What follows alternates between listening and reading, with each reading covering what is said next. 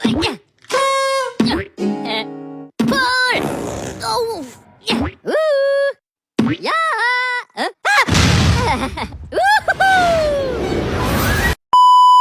Assalamualaikum warahmatullahi wabarakatuh. Perkenalkan, nama saya Royhul Akbar Abdul Razak dengan NIM 234110201045. Saya mahasiswa dengan Prodi Ekonomi Syariah Universitas Islam Negeri Profesor Kiai Haji Saifuddin Suri Purwokerto. Dalam video kali ini, kita akan membahas mengenai uji regresi intervening dengan menggunakan program SPSS. Dan kali ini kita akan membahas tentang uji regresi menggunakan variable intervening atau path analysis dengan program SPSS. Konsep dasar yang harus kita pahami sebelum kita melakukan analisis path atau uji regresi variable intervening.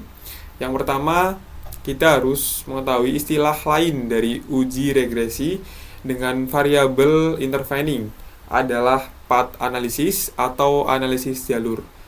Ini adalah istilah penyebutan untuk uji yang akan kita lakukan pada video kali ini. Yang kedua, ada path analysis, merupakan bagian lebih lanjut dari analisis regresi. Nah, yang ketiga, ada analisis regresi biasa digunakan untuk menguji apakah ada pengaruh langsung yang diberikan oleh variabel bebas terhadap variabel terikat. Sementara analisis jalur tidak hanya menguji pengaruh langsung, tetapi juga menjelaskan tentang pengaruh tidak langsung yang diberikan variabel bebas melalui variabel intervening terhadap variabel terikat. Jadi, ini adalah konsep dasar dari path analysis. Lanjut untuk ke step selanjutnya, yaitu kita memasukkan data ke SPSS. Di sini kita sudah mempunyai data yang akan kita masukkan ke dalam SPSS. Di sini sudah ada data dari hasil kuesioner. Nah, kita langsung input data, kita copy paste langsung dari Excel atau data yang sudah kita dapat. Ada 70. Nah, kita langsung copy paste 70 data ini. Nah, kita masukkan langsung ke input data SPSS ke bagian data view, langsung copy paste yang tadi. Nah, kita cek dulu apakah sudah masuk 70 datanya. Sudah. Nah, step selanjutnya kita masuk ke bagian variable view. Nah, di sini teman-teman ganti namanya. Yang pertama, kita ganti ke variable X. Nah, untuk yang kedua, kita ganti ke variable X2. Dan yang ketiga, kita ganti ke variabel Y. Dan yang terakhir, kita ganti ke variabel Z. Nah, di sini untuk labelnya masih kosong, kita isi dengan nama yang tadi di datanya, kuesioner. Yang pertama, untuk nama yang pertama ada lingkungan kerja, kita langsung copy paste aja. Di sini kita taruh di bagian yang pertama, lingkungan kerja. Dan untuk yang kedua, kita seperti tadi, kita copy paste data atau nama yang sudah ada, yang kita sudah dapat juga. Nah, kepuasan kerja kita masukkan juga. Terus di bagian kedua, yang ketiga, kita ada motivasi kerja atau variabel Y, kita masukkan juga ke nomor 3 bagian variabel Y. Nah, untuk yang terakhir variabel Z, kita ada prestasi kerja. Nah, kita sudah masukkan untuk labelnya, yang pertama sudah ada di sini. Nah, untuk supaya di sini data view atau datanya nggak ada koma-koma, 0,0, gini, kita bagian desimal ini diganti menjadi 0, semuanya 0. Nah, kita nolkan semua. Nah, supaya di data yang kita masukkan di sini tidak ada 0,0-nya seperti itu. Nah, untuk yang selanjutnya kita masuk ke bagian measure. Kita di sini ganti scale.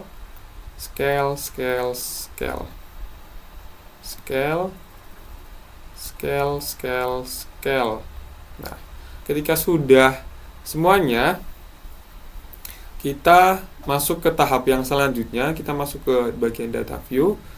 Nah, di sini kita mau melakukan uji regresi intervening. Tahap yang pertama kita masuk ke bagian analyze. Nah, kita cari yang namanya regression. Nah, regression terus ke linear. Nah, di sini teman-teman masukkan variabel lingkungan kerja ke bagian independen. Langsung masukkan saja. Kepuasan masukkan ke independen, dan motivasi kerja atau variabel Y-nya masukkan ke dependent. Nah, di sini settingannya sama teman-teman jangan diganti atau diatur-atur, tetap default. Nah, di sini metodenya menggunakan enter. Nah, kita langsung pencet atau klik OK. Nah, kita di sini sudah mendapatkan regression yang pertama atau output yang pertama. Ada model tabel variabel, terus model summary, model ANOVA, dan model koefisien. Lanjut untuk ke regression yang kedua. Kita seperti tadi caranya. Yang pertama kita masuk ke analyze, kita masuk ke bagian regression, terus bagian linear. Nah, di sini teman-teman keluarkan dulu data yang tadi buat mencari regression yang pertama dengan cara melakukan kita klik reset di sini. Nah, teman-teman di sini masukkan lingkungan kerja seperti tadi ke independen, kepuasan kerja ke independen, dan motivasi kerja atau variabel Y-nya juga masuk ke independen. Dan di bagian dependen kita isi dengan prestasi kerja atau variabel Z. Nah, seperti tadi metodenya menggunakan enter dan settingannya nggak perlu diganti-ganti, tetap default. Kita klik OK. Nah, kita sudah mendapatkan hasil atau output regression yang kedua. Seperti tadi ada model summary, ANOVA, dan koefisien. Nah, untuk analisis regresi yang pertama, ini menguji pengaruh lingkungan kerja dan kepuasan kerja terhadap motivasi kerja atau variabel intervening. Nah, untuk masuk ke model summary, kita membahas outputnya atau tabel ini memberikan informasi tentang kemampuan variabel independen dalam menjelaskan variabel dependen. Nah, berdasarkan hasil output diperoleh nilai R² itu sebesar 0,572, yang artinya variabel lingkungan kerja dan kepuasan kerja secara bersama-sama memberikan pengaruh besar sebesar 57,2% terhadap motivasi kerja. Sisanya sebesar 42,8% dipengaruhi oleh variabel lain yang tidak dimasukkan. Nah, lanjut untuk tabel model yang kedua ada ANOVA. Nah, teman-teman, ANOVA di sini ANOVA. Nah, tabel ini digunakan untuk menguji kelayakan model regresi atau uji simultan atau uji F. Dan hasil output menunjukkan nilai F hitung sebesar 44,720 dengan tingkat signifikansi sebesar 0,000 yang artinya karena nilai signifikansi 000 kurang dari 0,05, maka dapat disimpulkan bahwa model regresi ini layak atau layak digunakan. Nah, secara bersama-sama lingkungan kerja dan kepuasan kerja memang berpengaruh nyata terhadap motivasi kerja. Nah, lanjut untuk tabel yang selanjutnya, yaitu tabel model koefisien. Di sini tabel ini melihat pengaruh masing-masing variabel secara individu. Nah, yang pertama ada konstanta. Nilai konstanta adalah 0,707 dan variabel lingkungan itu memiliki nilai signifikansi sebesar 0,307 atau kurang dari 0,05, yang artinya lingkungan kerja tidak berpengaruh signifikan terhadap motivasi kerja. Dan variabel kepuasan kerja, nah di sini memiliki nilai signifikansi sebesar 0,00 ya, atau artinya kurang dari 0,05 dengan nilai betanya sebesar 0,600, yang artinya kepuasan kerja berpengaruh positif dan signifikan terhadap motivasi kerja. Semakin tinggi kepuasan, semakin tinggi juga motivasinya. Nah, untuk menjelaskan regression yang kedua, tadi kita kan mencari regression atau output yang pertama dan yang kedua. Nah, yang analisis regression model kedua ini menguji pengaruh lingkungan kerja, kepuasan kerja, dan motivasi kerja terhadap prestasi kerja. Nah, lanjut ke tabel model summary. Nah, berdasarkan hasil output diperoleh nilai R² itu sebesar 0,819. Di sini yang artinya kemampuan variabel lingkungan kerja, kepuasan kerja, dan motivasi kerja dalam menjelaskan variasi prestasi kerja sangat tinggi, yaitu sebesar 81,9%. Sisanya sebesar 18,1% dijelaskan oleh faktor lain di luar model ini atau model summary. Nah, lanjut untuk model tabel yang selanjutnya, itu ada ANOVA. Nah, hasil output menunjukkan nilai F hitung sebesar 99. Nah, 99,236 dengan tingkat signifikan sebesar 0,000. Karena nilai signifikan kurang dari 0,05, model regresi ini dinyatakan layak. Ketiga variabel independen tersebut secara serempak berpengaruh terhadap prestasi kerja. Nah, untuk output yang terakhir, yaitu model tabel koefisien, di sini kita melihat mana variabel yang sebenarnya paling mempengaruhi prestasi kerja. Variabel lingkungan kerja di sini memiliki nilai signifikansi sebesar 0,00 atau kurang dari 0,05 dengan koefisien sebesar 0,793. Nah, kesimpulannya lingkungan kerja berpengaruh positif dan signifikansi terhadap prestasi kerja. Ini adalah pengaruh yang paling kuat dalam model tersebut atau model koefisien ini.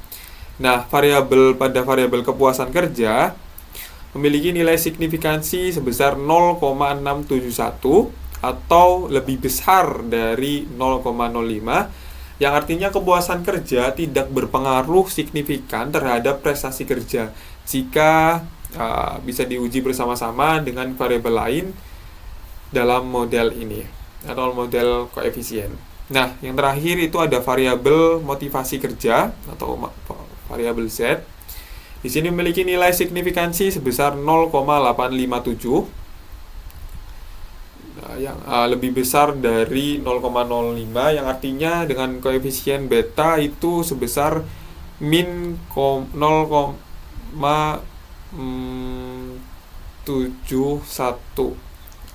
Nah, memiliki arti atau kesimpulan bahwa motivasi kerja ini tidak berpengaruh signifikan terhadap prestasi kerja. Nah, di sini dari hasil uji regresi kita yang kita lakukan dari awal sampai akhir ini, kita dapat disimpulkan bahwa mengenai peran variabel motivasi kerja sebagai mediasi, namun hasil menunjukkan signifikansi motivasi adalah 0,857 yang artinya tidak signifikan. Oleh karena itu, tidak terjadi pengaruh mediasi. Motivasi kerja juga tidak berfungsi sebagai perantara. Nah, prestasi kerja meningkatkan secara langsung karena faktor lingkungan kerja, bukan karena kepuasan atau motivasi kerja. Nah, jadi prestasi kerja itu meningkatkan secara langsung karena faktor lingkungan kerja, bukan karena kepuasan atau motivasi kerja. Begitu ya teman-teman. Nah, mungkin pada pembahasan atau video kali ini kita sudah cukup sampai selesai atau sudah melakukan interpretasi juga mengenai output yang ada pada regresi yang kedua. Demikian pembahasan kita pada video kali ini mengenai uji regresi intervening. Cukup sekian dari saya.